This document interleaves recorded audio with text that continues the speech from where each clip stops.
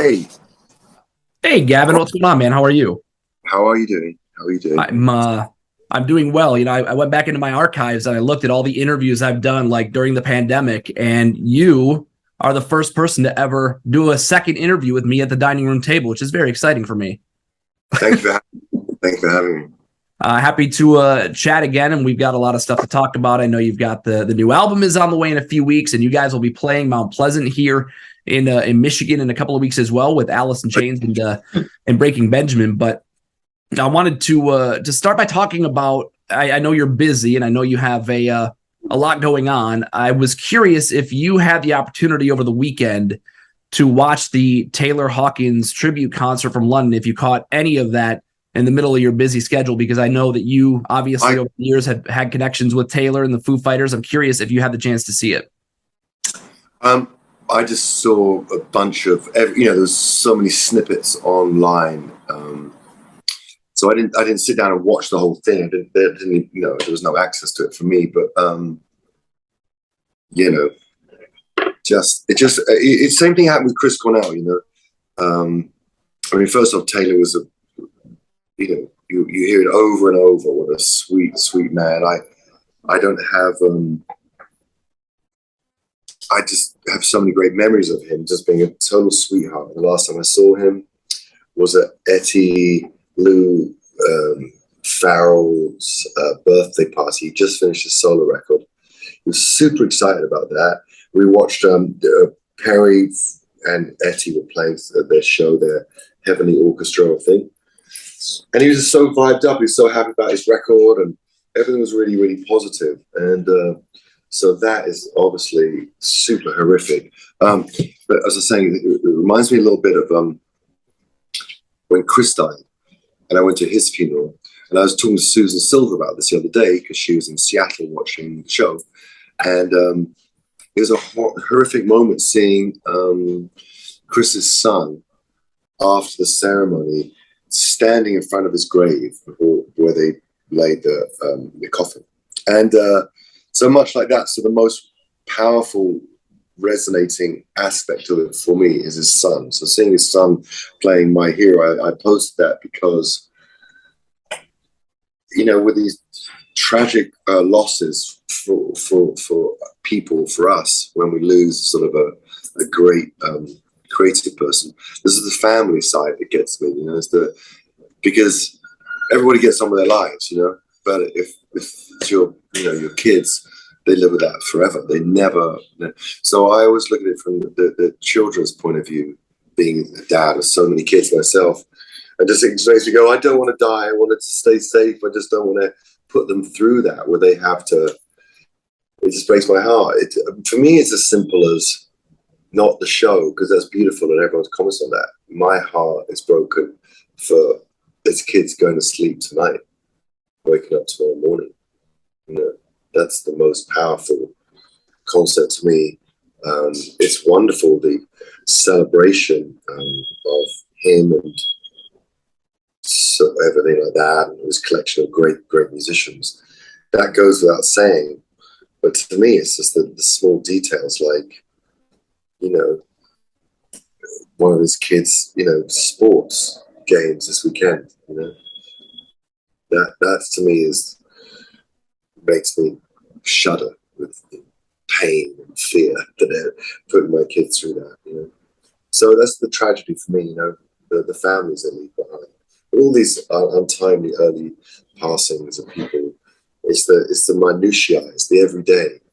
It's not the big bombastic 90,000 people at Wembley. That's enormous and incredible moment and very emotional. But it's the pancakes.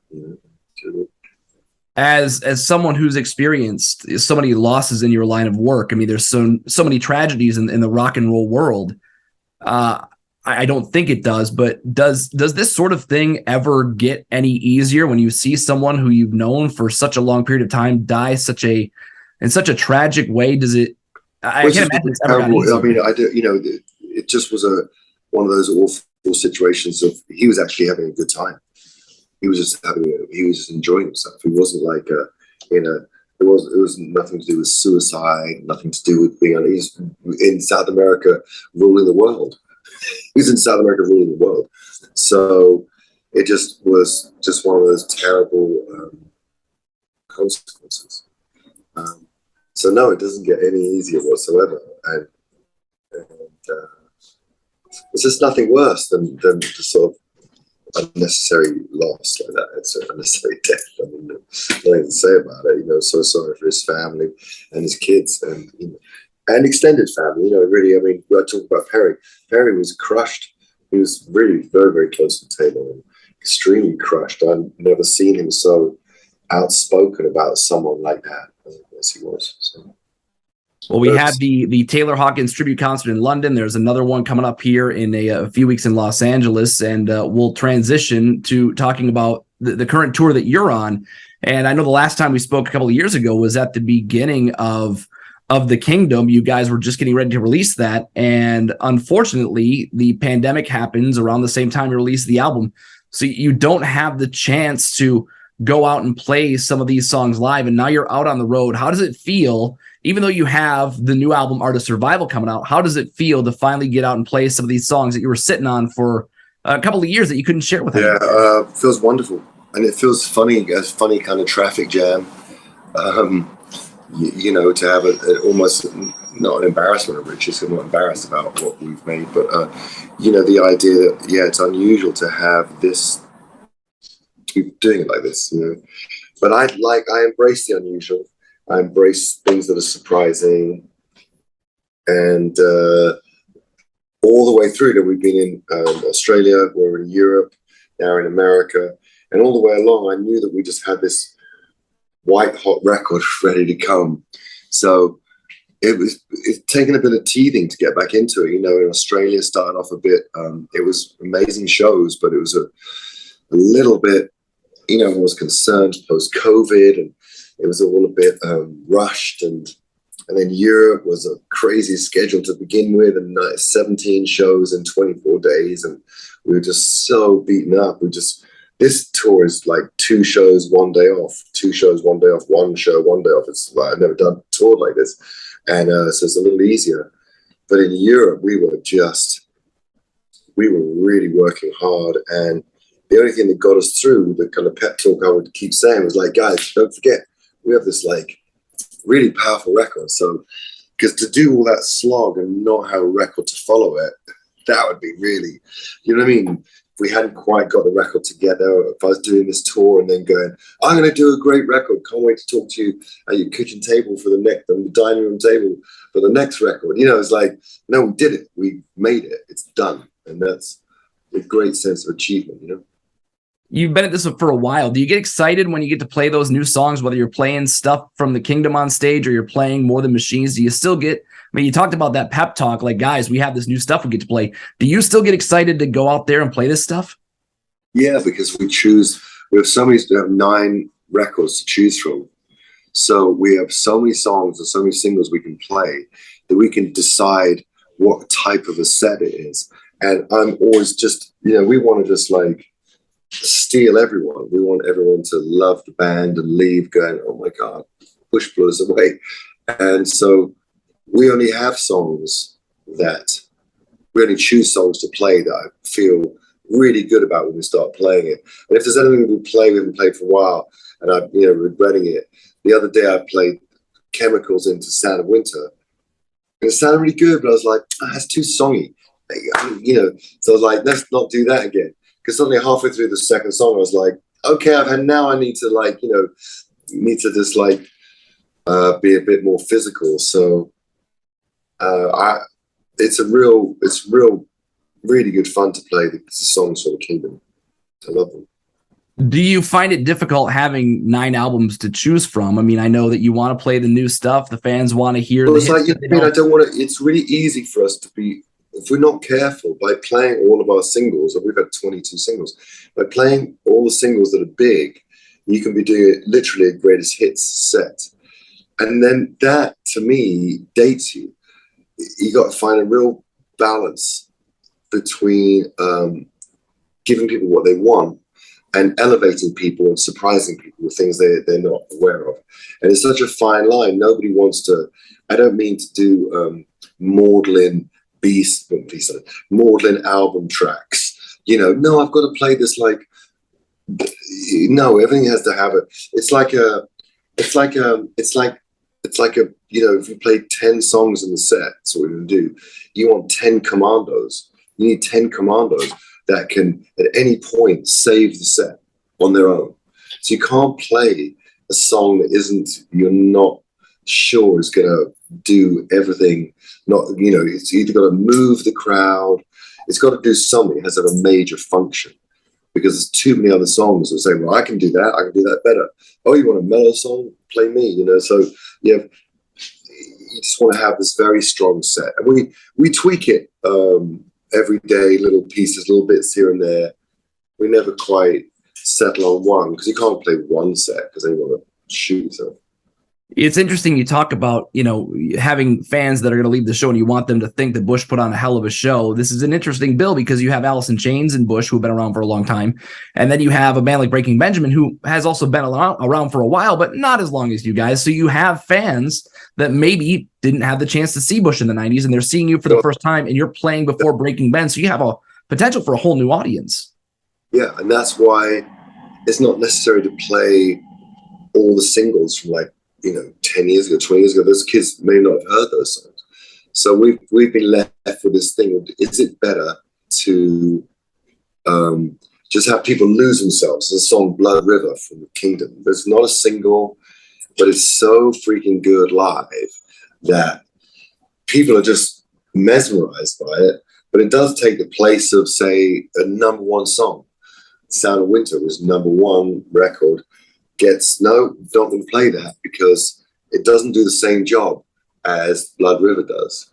So there's those kind of things where there's really interesting, and there's discussions and arguments and disagreements with the band of what we should do, and just mainly me and Chris, really.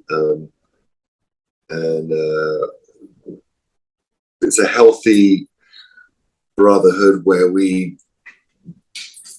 clash heads to get to the best answer, you know.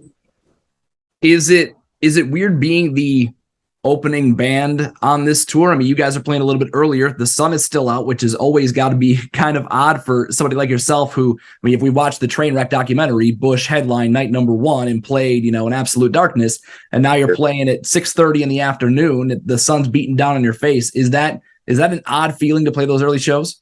Would you like to ask me or my ego? Who are you directing that question at? Me, as a rational adult, it's a great opportunity to play to so many people. And, I could have obviously done a headline tour, or we do, all these venues we're playing, we've headlined at 2 years ago, 3 years ago, we've headlined them all. But there's a great power with going with Alice in Chains. They're a legendary band. Breaking Ben have a fantastic crowd. It's just a smart move. It's a long-term believe in yourself move. And yeah, you know, I think that the pandemic has taken its toll on everyone, no matter anyone who you can think of in any line of work. I think that everyone has sort of a journey back to wellness, you know, sort of. I wasn't expecting to take this long road back to where I used to be or where I want to be. Sorry, you got to take that. This road is closed. There's been a pandemic. So just for whatever reason, this came up and this was offered to us. And it wasn't like we turned down 10 other things. This was the primary concept that was presented to us. And it was like, it's been really good. You know, I love touring with Jerry. I love to play, you know, we're still playing to 10, 12,000 people coming out to see us. So it's like, I don't have the luxury of the dark. Now let's talk to my ego. Would my ego like the dark? Of course. And all that stuff. Would my ego like to be headlining? But I've headlined forever. So, it's not this is not a new habit. This is not the new role. This has a sort of a specific function at this time. And I think it's really good for everyone in their life to feast on humble pie. It's a good it's a good diet. It's a good diet because our ego is really often the source of a lot of discomfort. And I'm not a Buddhist or something like that, but do you know what I mean? A lot of the time when we kind of break things down, what am I most upset about? It really offends my ego, so we all know that that's not a healthy part of yourself to feed. So if you can do something that starves your ego, it's good. I go there with humility. I feel like a baby band. We have a huge song at radio, More Than Machines. We're opening. I feel like a baby band. It's like rolling back the years. So it's okay. It's like, it is what it is, right? My ego doesn't like it, but my main person in me, main thing that makes up my spirit, understands it and embraces it and just makes the best out of it. That's what we do. I don't go on and sulk. You mentioned the song. My foot. I am not playing this song. You mentioned the new song "More Than Machines," and Art of Survival is going to be out here in a couple of weeks. It certainly sounds like that song is an extension of the Kingdom, that you did what you wanted to do with the Kingdom, and it felt good. And now "More Than Machines" is sort of a transition to this next album. Is that true? Yeah, spot on. Did you hear the record yet? I have not. No, I haven't. No. God dang it! I'm so sorry. That's okay. Well, it helps the interview. Yeah, it's very exciting. It's weird because I woke up this morning going, October the 7th is not far away. It's literally, what is it, a month and a day or something? No, it's a month today. Yeah. So that's exciting, It's also got to be exciting knowing that you have all these new fans that are hearing the song for the first time on this tour with Breaking Benjamin, and the song "More Than Machines" has a very, very specific message, and it's interesting. Maybe not interesting because in rock and roll you've had people have spoken their mind and wrote put things in lyrics that talk to what's happening in the world. But "More Than Machines" is a very, very interesting song about artificial intelligence and robots, but also if you read between the lines a little bit, it's very specifically talking about women's rights, which is obviously a very hot button issue right now. It's something that it shouldn't be a hot button issue, but it's a hot topic right now, and it's interesting to see that you put that song out as a single, and it's connecting with a lot of people. Yeah, I mean, I was so pleased and proud to be able to, this whole Roe versus Wade was brewing. Obviously the last few months, and people were saying it was under attack, and it was just hard to fathom that in 2022 that was an issue. It just doesn't. I still find it very hard to relate to it, and very invasive. And so I wanted to put in a song. It's also really tricky. It's not like I'm not here to tell people what to think. I'm not here to, I'm not a preacher. I don't claim to know more than you. I'm just living my life, trying to get by, having a good time, and being good to my kids. It's my life. It's my music and my kids. And but I want my kids to know that that we should respect women, and we should respect their rights. And respect their rights. So it sounds ridiculous even saying it, doesn't it? It's not like medieval. Yeah. Dad thinks that women should. It's like ridiculous. So I'm very proud of having it in there, and it was like a haiku because it's just sort of elevating the topic in a modern song. That's all. And then people take it where they want to go. Now it's being politicized, and it really is the divide of the whole country. It's the divide. It's been seen as, if anything, ironically, and not to be political because I'm not interested in that. Really, politics is so personal, but it's almost. I hope that it's the biggest destabilizer. What was meant to be the most forthright draconian control of women has turned into a very destabilizing issue because it's bolstered those that don't believe in that. Suddenly, like, hang on a minute, I'm in San Francisco right now. It's like this is the most liberal city in the world, I think, after Rio or something.